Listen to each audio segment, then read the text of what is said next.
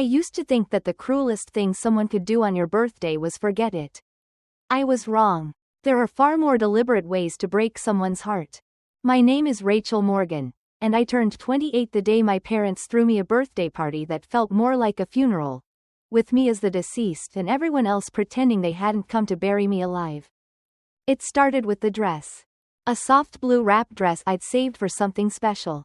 I ironed it twice, did my hair like Mom used to when she was my age, and even added a pair of silver heels that hadn't seen daylight in years. I stood in front of the mirror in my childhood bedroom, smoothing out imaginary wrinkles, trying to convince myself that tonight would be different. They had invited family, a cake was ordered, and for once, it seemed like they cared.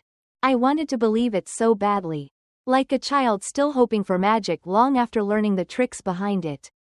When I finally stepped out into the hallway, the air was cooler than usual, sharp. Even, my hand hesitated at the top of the stairs. I could hear chatter from the living room, clinking glasses, the faint buzz of music that tried to sound festive but failed. The closer I got, the less it felt like a celebration.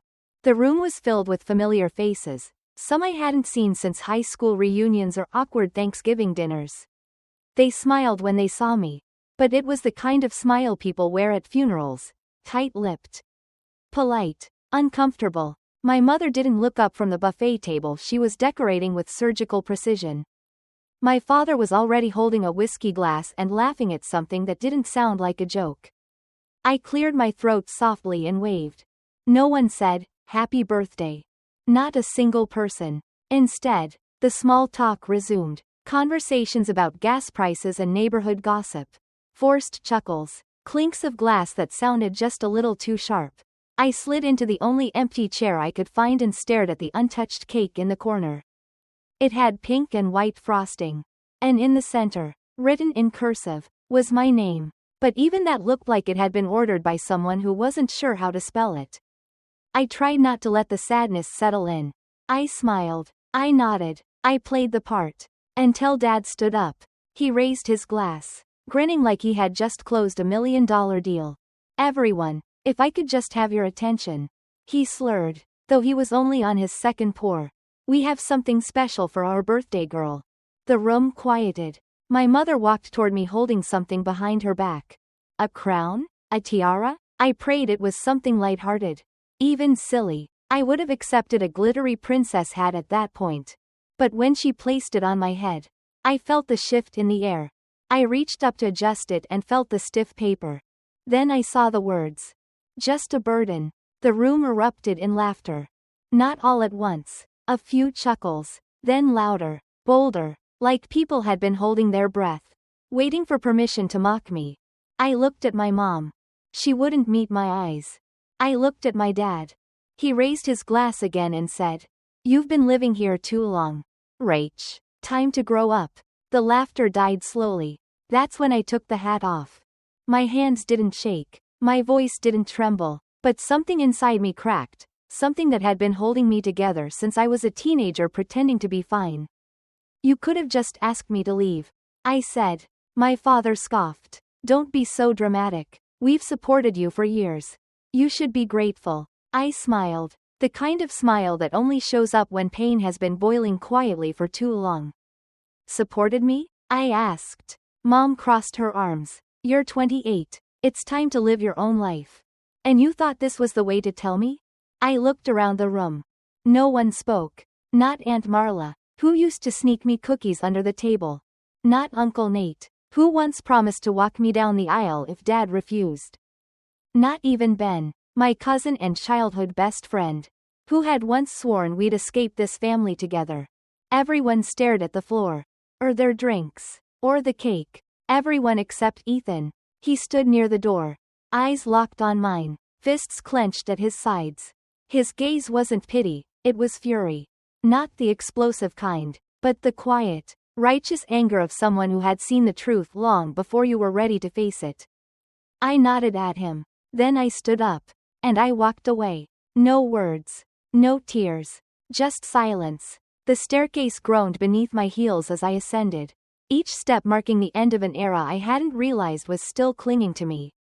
In my room, The dress came off like a costume. I changed into jeans, a hoodie, and socks with tiny ducks on them, the ones Ethan had given me after I confessed I hadn't owned a pair without holes in years. I opened the suitcase I had secretly begun packing 2 weeks prior. Something in me must have known. As I folded clothes and stacked toiletries, I caught sight of a photo on my nightstand. Graduation day. Me. Sandwiched between mom and dad. Smiles painted on like props. That day, Dad handed me an envelope and said, "Time to be a homeowner."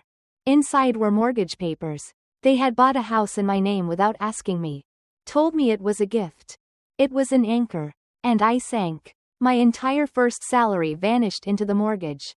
I worked overtime, took freelance gigs, skipped holidays, all to keep a roof over their heads. And every time I got close to catching my breath, a new emergency surfaced. Dad's gambling debt. Mom's car accident that turned out to be cosmetic surgery.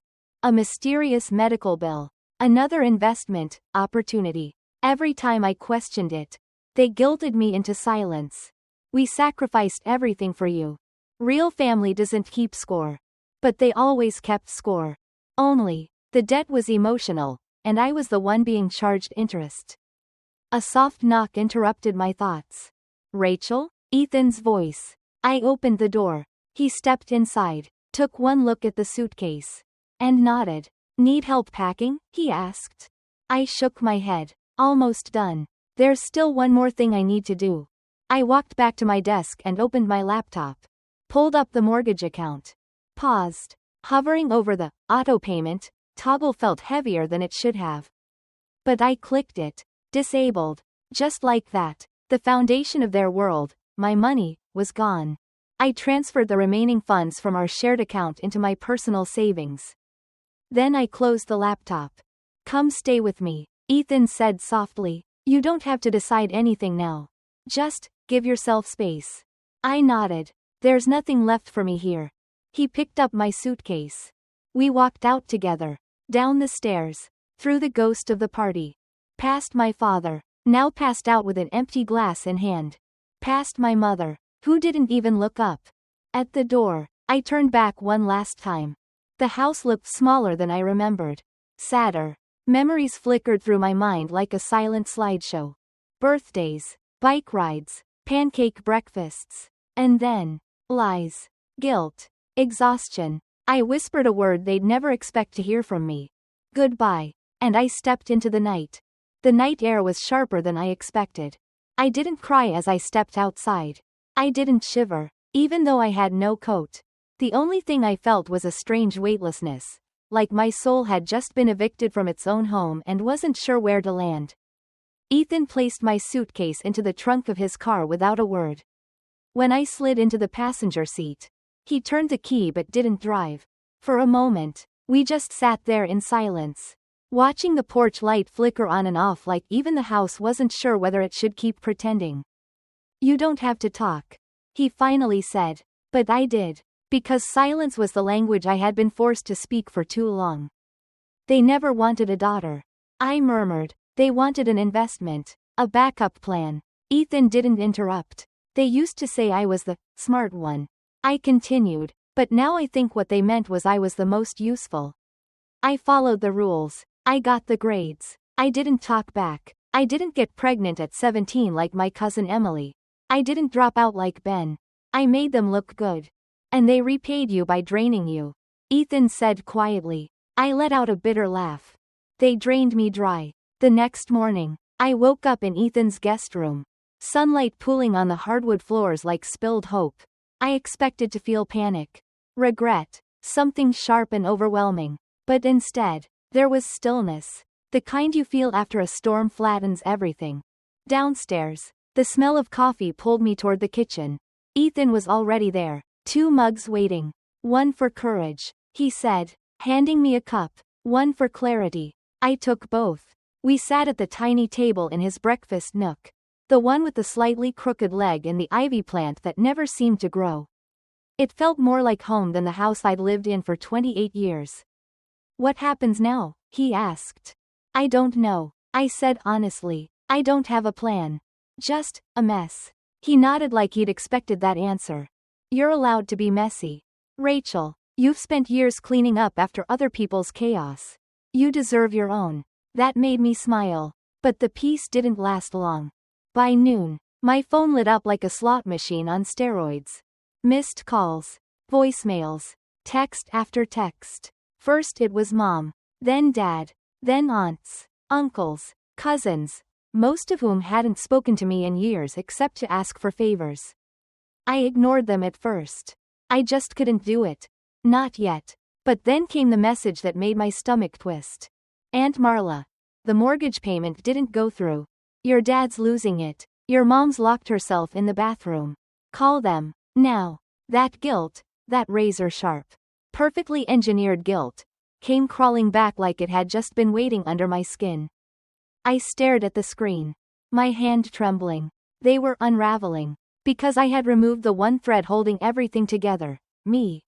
I didn't reply, but I did listen to one voicemail.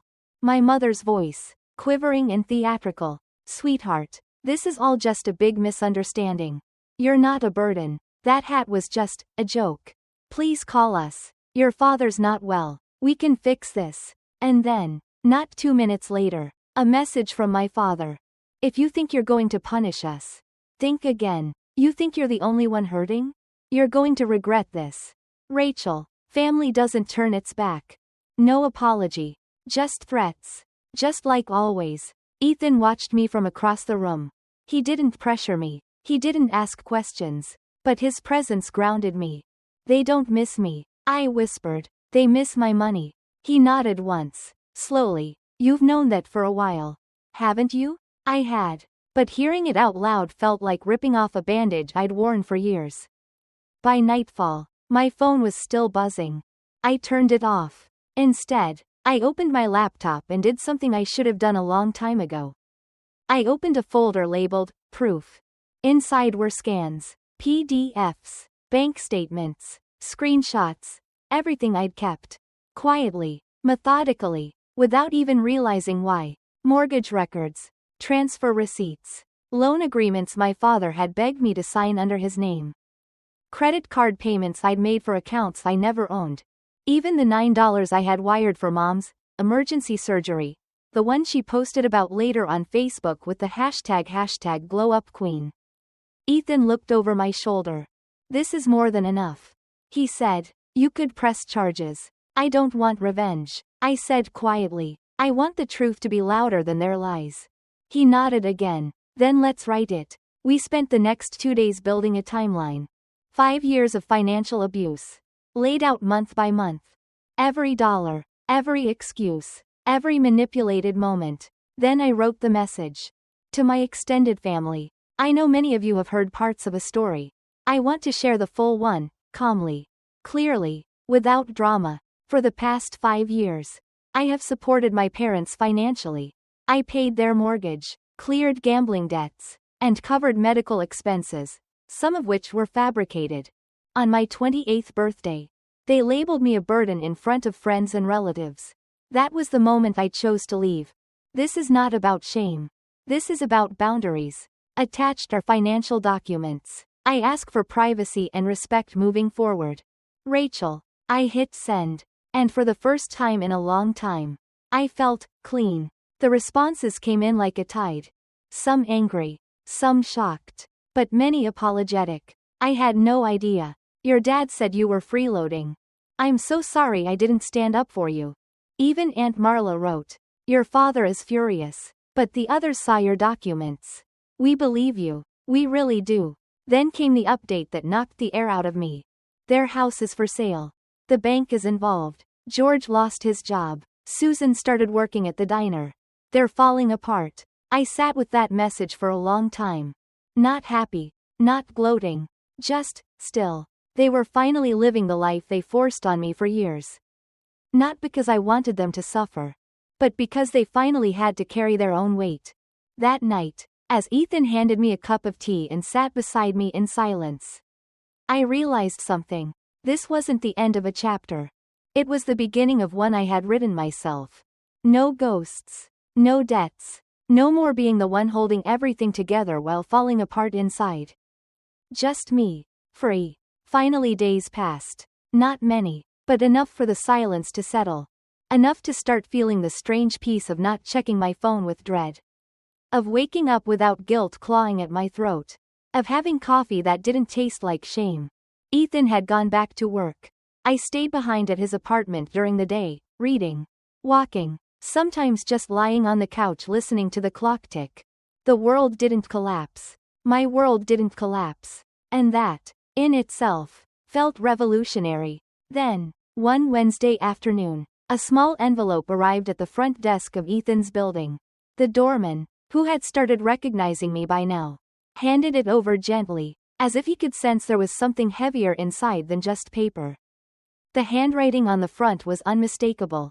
My mother's. Not a text. Not a voicemail. Not another emotional grenade lobbed into my inbox. A letter. Handwritten. I stared at it for several minutes before opening it. Inside were 3 pages of lined stationery and the faint scent of the perfume she wore in my childhood, lavender and lemon. Oddly comforting and incredibly jarring at the same time. Rachel, I don't know if you'll read this. I don't even know if it'll reach you. But I had to try. I'm sorry. I know that sounds small. But it's the only honest word I can start with. I'm sorry for that party. For the hat. For the humiliation. For turning your birthday into a show I never should have let happen. Your father said it would be funny. I didn't stop him. That was cowardly. There's no excuse for what we did to you over the years. We leaned on you. We used your kindness like it was our right. And when you finally drew a line, we tried to shame you into stepping back over it. You were always the strong one. But instead of celebrating that, we drained it from you. I miss you. Not just the money. Not the help. You. The girl who used to dance in the kitchen with flour on her nose. The woman who built a life while we clung to the pieces of ours. If you never respond, I'll understand. But I wanted you to know this. I love you. I'm sorry. And if there's ever a time you want to talk, I'll be here. No conditions. Love. Mom. I read the letter 3 times before I breathed. Then I folded it, slowly, and placed it on the table like it might burn my fingers if I held it too long. Ethan came home a few minutes later and found me sitting in the same spot. Unmoving. He didn't speak right away.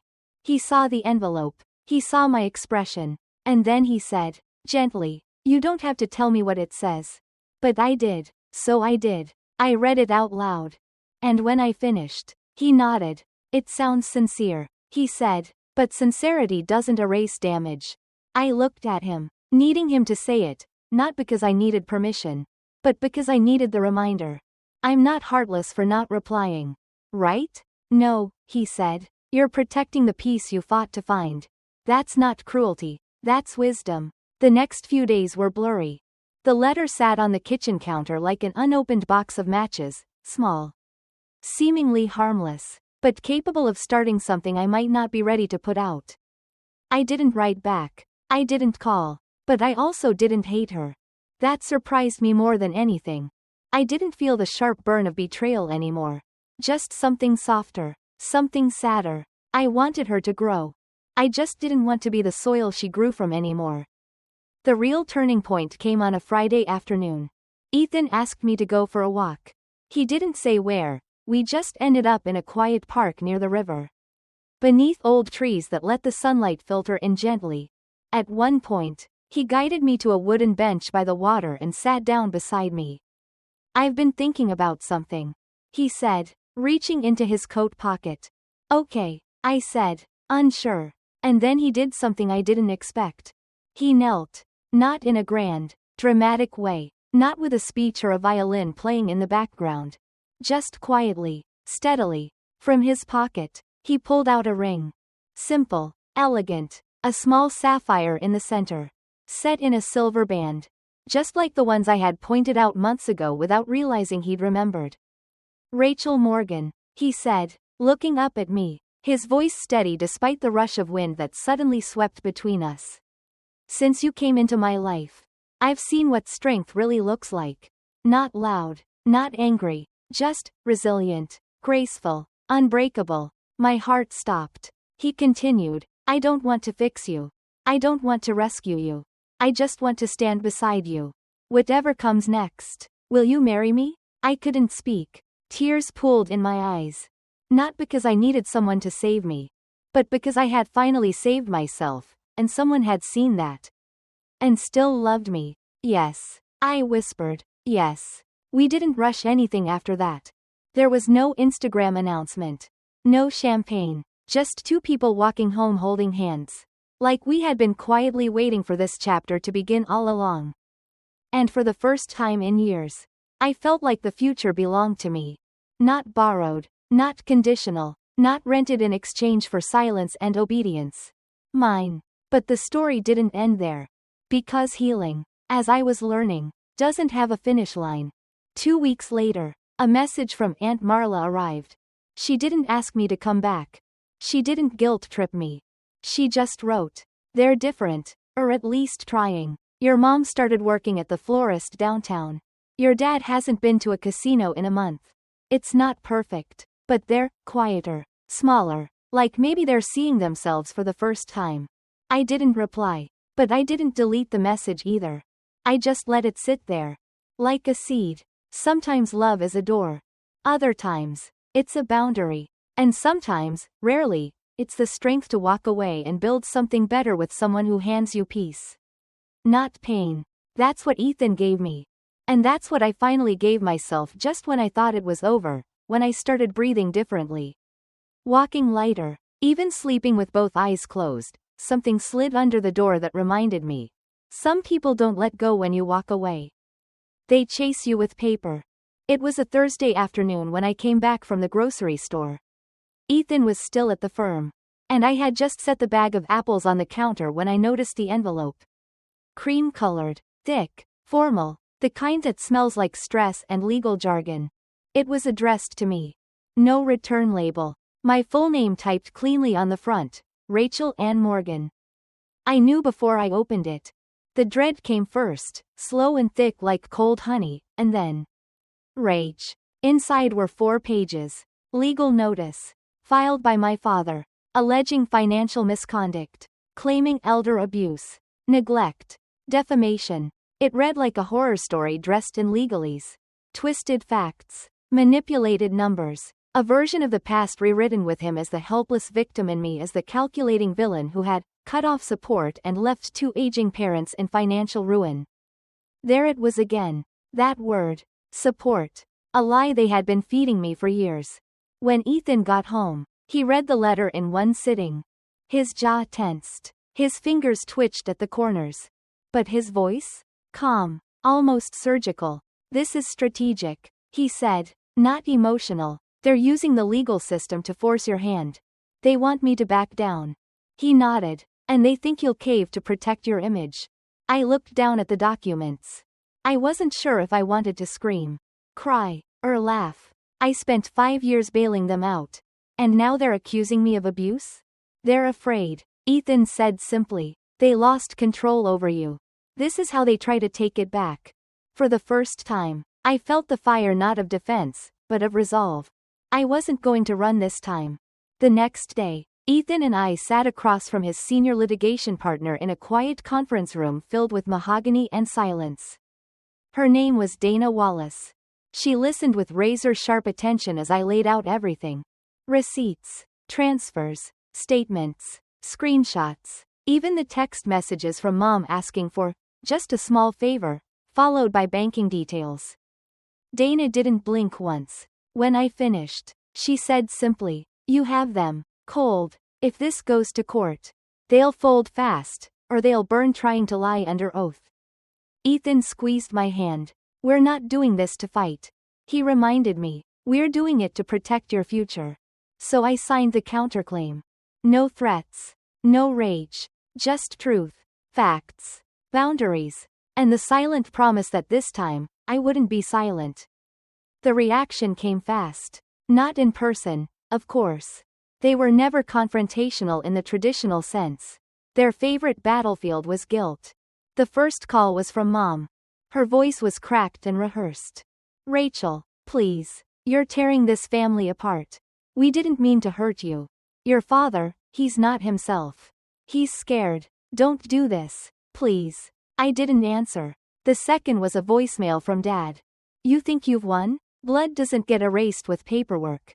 You'll see. Family always finds a way to remind you who you belong to. I listened to that one twice. And then deleted it. 3 days later. Mediation. Ethan and Dana came with me. The building was cold. The room was colder. When I walked in and saw my parents at the polished table, I didn't feel rage. I didn't feel small. I felt nothing. Mom fidgeted with a scarf too expensive for someone financially ruined. Dad sat unnaturally stiff, like someone trying to perform dignity. The mediator, a woman with the calm energy of a thunderstorm right before it breaks, welcomed us and laid down the ground rules. Then she looked at me. Ms. Morgan, you've submitted an extensive list of documents. Would you like to summarize your position? I nodded. And for the next 10 minutes, I told my story. Not with tears. Not with blame. Just the facts. I was 22 when the mortgage started. I paid over $90 over 5 years. I was never repaid. I was never thanked. And when I said, enough, they retaliated. When I finished, the room was silent. Mom had tears in her eyes. Dad's face had turned red, his breathing heavy, like someone holding back a tantrum. Then, he exploded. This is a setup. She's twisting everything. She's always been dramatic. She's manipulating all of you. No one flinched. Not even the mediator. Dana simply slid a folder forward. Inside, dates, statements, signatures, screenshots, everything. My father stood, knocking his chair backward. Blood is thicker than this. And then he stormed out.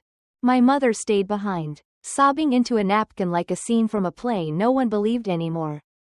When the door closed, the mediator turned to me. Ms. Morgan, she said calmly, your documentation is exceptionally persuasive. I believe this matter will resolve in your favor. And I hope, whatever comes next, you feel free. I nodded. And for the first time in years, I did. A week later, Aunt Marla called. Not to beg, not to scold, just to talk. They're moving, she said quietly. Downsizing. George lost his job. Susan's working part-time at a pharmacy. They're quieter now. I said nothing. I'm not telling you this to guilt you. She added quickly. I'm telling you because they're finally dealing with their own weight. You don't have to carry it anymore. I thanked her. But I didn't reach out. Because I had nothing left to give that version of my parents. Nothing but the hope that, someday, they'd become people I could meet again, without bleeding. That night, I sat on the balcony with Ethan, wrapped in a blanket, watching the city lights blink like distant stars. You okay? He asked. I nodded. I'm not just okay. I'm free. He smiled. I knew you were strong. But I had no idea how loud quiet strength could be. I looked at him. Do you think I was cruel? No, he said. I think you finally learned that boundaries aren't cruelty. They're survival. 6 months passed. No court hearings. No new threats. No midnight calls. Just silence. At first, the quiet felt suspicious, like the eye of a storm that hadn't quite passed. But slowly, it began to feel like what it actually was. Peace. In those months, I learned how to live again. I started a new job, not out of desperation like before, but out of choice. I rented my own place, small, bright, with bookshelves and sunlight and no ghosts in the walls. Ethan moved in after the 3rd month. Not because we had to, but because we wanted to wake up beside each other. He cooked on weekends. I handled mornings. There were no power plays. No emotional debts. No unpaid dues. Just partnership. Just love. Then, one morning, a small envelope arrived at my office. No return address. No bolded legal stamp. Just my name. I almost didn't open it. But curiosity can be a gentle thing when you're no longer afraid of what waits inside. It was from my cousin Ben. Of all people, the same Ben who stood silently at that birthday party. Who texted once with a half-hearted, "Hope you're okay," and then vanished into family fog. Inside was a single page. Rachel, I owe you an apology. I didn't stand up for you. I saw what they did. I knew it wasn't right. But I said nothing. I stayed quiet because that's what we were all taught to do in this family. Pretend. Endure. Protect the elders no matter the cost. You broke that chain. And it terrified us. But now I see it was brave. The bravest thing anyone in our bloodline has done in decades. I'm not asking for forgiveness. Just wanted you to know, I see you now. And I'm trying to do better too. Then, I stared at the letter for a long time. Not because it reopened old wounds. But because it proved something I hadn't dared hope. Telling the truth doesn't just free you. Sometimes, it frees someone else too.